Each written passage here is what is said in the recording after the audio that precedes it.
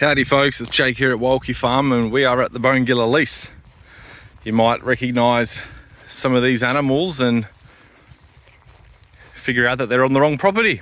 These are my F1 heifers and I sent them here a few months ago because all the feed back home at Womargama ran out. We've got good ground cover on this property and a lot of pick coming up. Obviously this is not the stage of vegetation that we would like to be grazing that grass. But this is a small little paddock that they'll have for about 3 days. And the big paddock, we just had flail mulch to knock down a few thistles and burrs.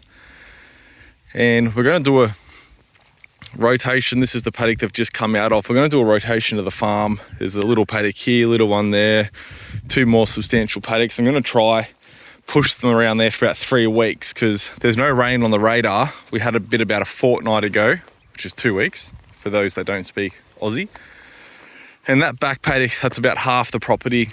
It's growing really nicely. And if we do get any follow-up rain in the next sort of 2-3 weeks, nothing on the radar, but I'd be surprised if we didn't. That back paddock will really bounce, giving it a bit of rest. The heifers in here are looking sensational. It was a good move to move them here. Obviously we're feeding out at home and doing a bit of bale grazing and experimenting with different things. We're cooking a heap of biochar at the moment and I just bought some molasses and apple cider vinegar. Been reading about some farmers that try to really entice their animals to eat 300-400 gram of biochar a day. Now animals are smaller, but it's an amazing way to get carbon in the soil, which is really what I need at home because you feed your animals smaller pieces, you inoculate it and make it a bit yummier with things like molasses.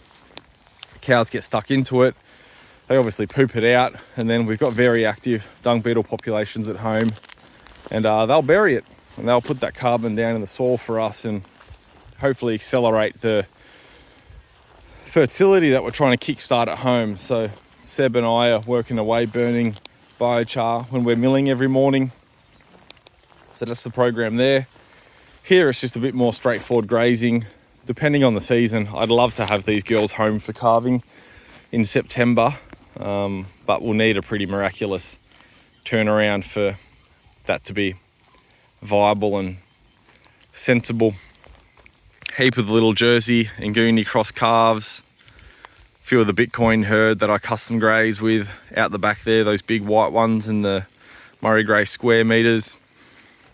Seb's just putting up a little 2-strand hot wire fence over here because the water for this paddock is actually those concrete troughs there. So we'll fence that off and open this gate, let them come in. All in all, this farm's in pretty good nick. We've actually got quite a lot of head of cattle here. There's, for the size of the block, it's probably about 75 head, but the kilogram's quite low. Lots of small animals. These heifers are quite small, you know, probably 300, 350 kilos maximum. So not many kilograms we're feeding on this block, so we are stocking it relatively conservative. You know, convention would say that this farm could handle sort of 40 cows and calves. What do we have in that equivalent? Probably 20. We do have a few steers. There's probably 8 animals left here that are fully grown steers, Nguni F1s and a couple Jersey cows that we'll be hopefully splitting out next week, ready to send off to the abattoir. We've sent some this week. We actually had 4 in the yards and 2 jumped out. Bit of a cowboy of a morning. I've never had that happen with any animal that I've bred before. I've had it happen with animals that I've traded in, but I've never had it with an animal that I've bred and spent time with. So a bit disappointing, but you know, we send a truck to the abattoir for $400, whether it's got 1 head or 14 on it. So to send it off with only a couple head sort of ruins your cost efficiency there, but that's the name of the game. That happens. This part of the paddock's a bit more covered in forbs, bit of wide down that I need to get on top of so nothing gets tangled up. Not exactly sure what this is, but the cows love it. They strip the leaves first and they'll come back for the flowers in a day or 2 once the feed pressure comes up. Better feed back here.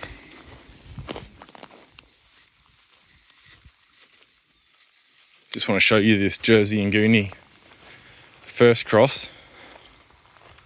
Isn't he lovely? He was one that jumped the yards. Good Nick. Don't think we'll see him much fatter, being his breeding. You'll cut up beautiful.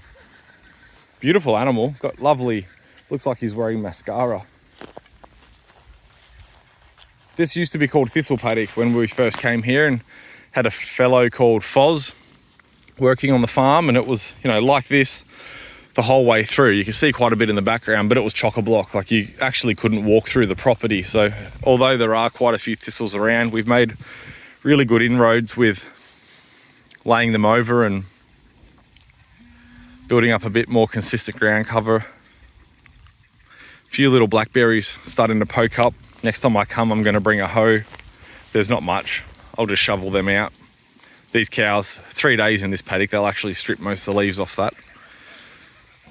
Anyway, there's an update on Bonegilla. We've actually moved Sam here, one of our scared young Nguni bulls. Here he is here, quite small compared to the cows. He's 2-year-old, definitely old enough to work. Lovely temperament. I'm talking to a local farmer who raises Dexters, and he's sick of getting slaughtered at the markets. When he used to sell direct to market, so the Dexters worked really well for him when he was selling them as cuts, but he's retired out of that game, and actually retired his day job as an organic TAFE teacher as well, and just slowing down a bit.